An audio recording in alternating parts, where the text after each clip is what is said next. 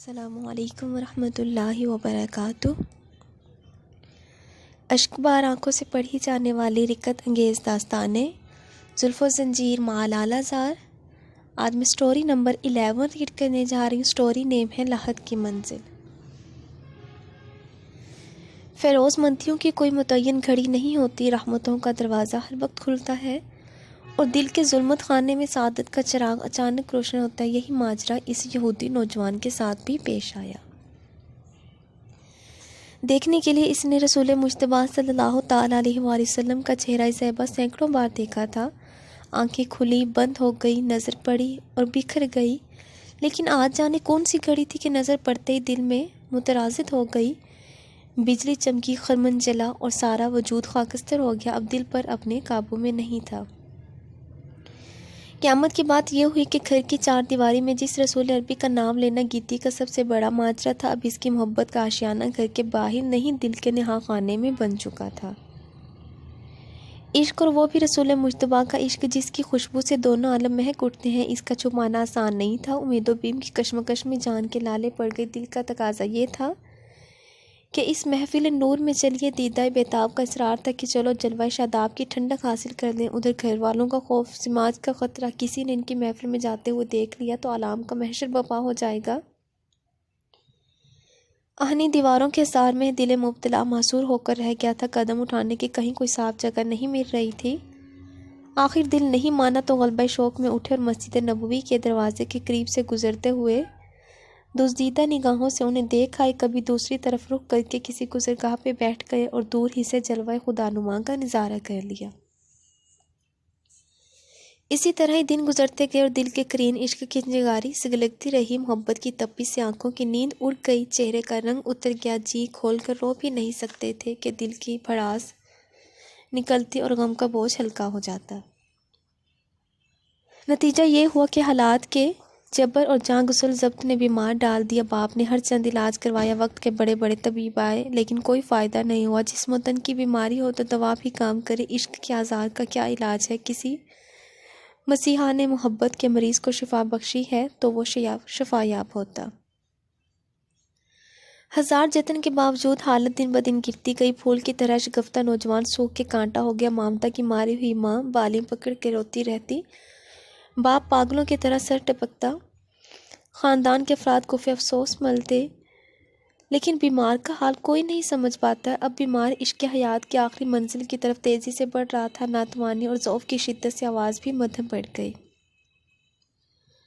ज़ुबान की गोयाई जवाब देने लगी। कभी कभी ठंडी आहों का धुआं फ़िज़ा में बिखर जाता। और बस आज एक आशिक महजूर की ज़िंदगी की आखिरी शाम थी। आंखें पथराने लगी, जिस्म के अंग अंग से मौत के आसार उभरने लगे। हिचकियाँ लेते हुए इस भरी निगाहों से बाप की तरफ देखा। फरते मोहब्बत से बाप का कलेजा फट गया।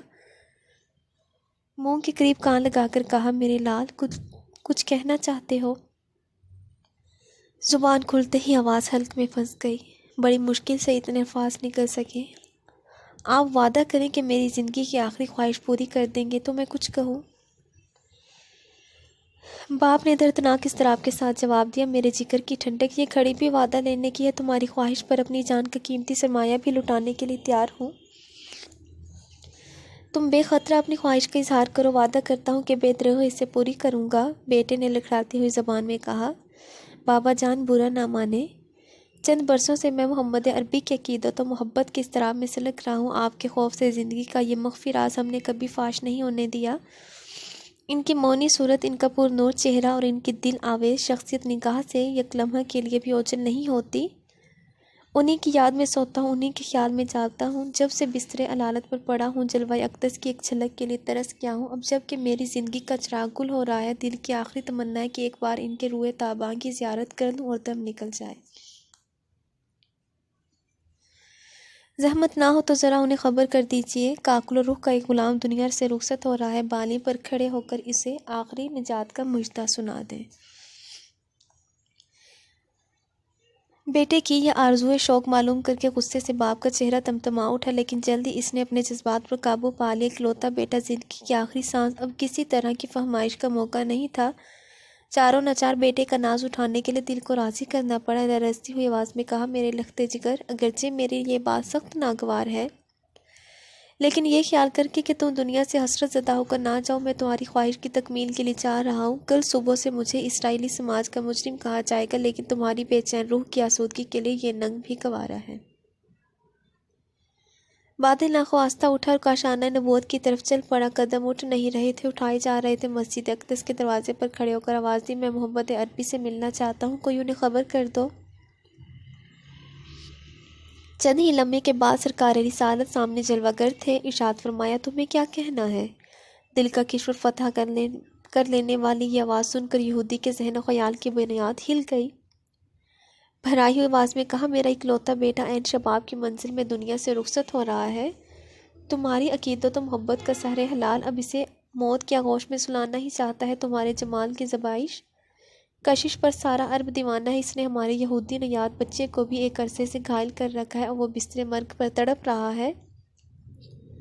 इसकी आखिरी तमन्ना है कि तुम इसकी बाली पर खड़े होकर अपनी खुशनुदी और उखरवी निजात का मुजदा सुना दो।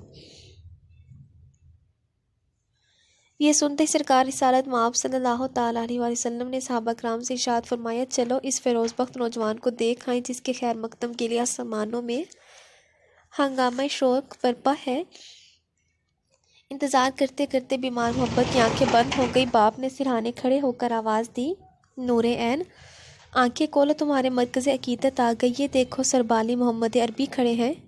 इस आवाज़ पर जाती हुई रूह पलट आई। बीमार ने आंखें खोल दी। नज़र के सामने अर्श की कंदील का नूर चमक रहा था। नहीफ़ो कमज़ोर आवाज़ में इजहार तमन्ना किया, सरकार दिल में इश्क व ईमान की मुक़द्दस अमानत लिए हुए अब आलम जावेद की तरफ जा रहा हूँ। काकलो रुख के ग़ुलामों में मेरा भी नाम दर्ज कर लिया जाए। खुदाए लाशरीक का एक सजदा भी नामा ज़िंदगी में नहीं है। इस तहदस्ती के बावजूद क्या मैं अपनी निजात की उम्मीद रखूँ? सरकार ने तसल्ली देते हुए लहजे में कहा, ज़ुबान से कलमा तौहीद का इकरार करके दायरा इस्लाम में दाखिल हो जाओ, तुम्हारी निजात का मैं ज़ामिन हूँ। नौजवान का बाप यह जवाब सुनकर फूट पड़ा। जज्बात में बेकाबू होकर बेटे को तलकीन की, फ़र्जंद सईद हज़ार दुश्मनी के बावजूद दिल का ये एतराफ़ अब नहीं छुपा सकता कि एक सच्चे पैगंबर की ज़ुबान हक़ तर्जमान से ये जुमला सादिर हुआ है। फ़र्श गीती पर किसी बंदे को इससे ज़्यादा कोई अर्जमंद खड़ी नहीं मुयस्सर आती कि मालिक के किब्रिया का हबीब इसकी निजात के लिए अपनी ज़मानत पेश कर रहा है। तुम साफ़ व सरीह लफ्ज़ों में वादा ले लो, दायरा इस्लाम में दाखिल हो जाओ। नौजवान ने हिचकियाँ लेते हुए कहा, सरकार कब्र की मंजिल से लेकर दखुल जन्नत तक आपकी ज़मानत पर इस्लाम कबूल करता हूँ। कलमा पढ़ा इसने। मध्यम आवाज़ फ़िज़ा में गूंजी और किश्वर मोहब्बत के फ़िरोज़ बख्त नौजवान ने हमेशा के लिए आंखें बंद कर ली। मातमो अंदोह से सारे घर में कहराम मच गया। नौजवान के बाप ने डुबडुबाते हुए कहा, हुजूर अब ये जनाजा मेरा नहीं है, इस्लाम की मुकद्दस अमानत है। अब मेरे घर की बजाय आपके दर रहमत से उठेगा। तजहीज़ व तकफ़ीन की सारी जिम्मेदारी भी आप ही की है। बाप की दरख्वास्त कबूल की गई। सहाबा कराम को मुखातिब करते इरशाद फरमाया, इश्क ईमान का ये गंज गिरानुमाया अपने दोष पर उठा ला और उसे नौबहार की तरह यह जनाजा मदीने की गलियों से गुजरेगा। मरके आशिक के सारे मदीने में धूम मच गई थी। जनाजे में शिरकत के लिए आसपास की सारी आबादियाँ सिमट आई। आखिरी दीदार के लिए चेहरे से जूं ही कफन उठाया कि आंखों में बिजली सी कूद गई। आर्ज़े ताबा से नूर की किरण फूट रही थी। होंठों पर तबस्सुम रक़्सा था। जानने वाला खाली हाथ नहीं था, कोनैन की खलतें कफन के पर्दों में छुपाए हुए था। आशिक का जनाजा था, बड़ी धूम से उठा। कसरत अजदहाम से मदीने की गलियों में पाँव रखने की जगह नहीं थी। पत्थरों के सीने पर कुफ़े पाक का नक्श बिठाने वाले सरकार आज जनाजा के हमरा पंजों के बल चल रहे थे। इस अदाई रहमत की कहन मालूम करने के लिए लोग तस्वीर शौक बने हुए थे। नहीं रहा गया। आखिर एक सहाबी ने पूछ ही लिया। इरशाद फरमाया, आज आलम बाला से रहमत के फरिश्ते इतनी कसरत से जनाजे में शरीक है कि इनके हुजूम में भरपूर कदम रखने की कोई जगह नहीं मिल रही है। जन्नतुल बकी में पहुंचकर जनाजा फर्श खाक पर रख दिया गया। लहद में उतारने के लिए सरकार खुद अंदर तशरीफ़ लेके दाखिल होने से पहले ही आशिक की कब्र रहमत व नूर से जगमगा उठी।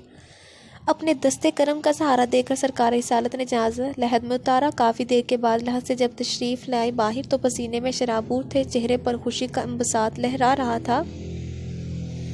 तजहीज़ व तदफीन से फरागत के बाद हल्का बगोशा ने दरियाफ्त किया, हुजूर चेहरा ज़ेबा पर पसीने के कतरे क्यों चमक रहे हैं? ऐसा लगता है कि सरकार को किसी बात की मुशक्क़त उठानी पड़ी है।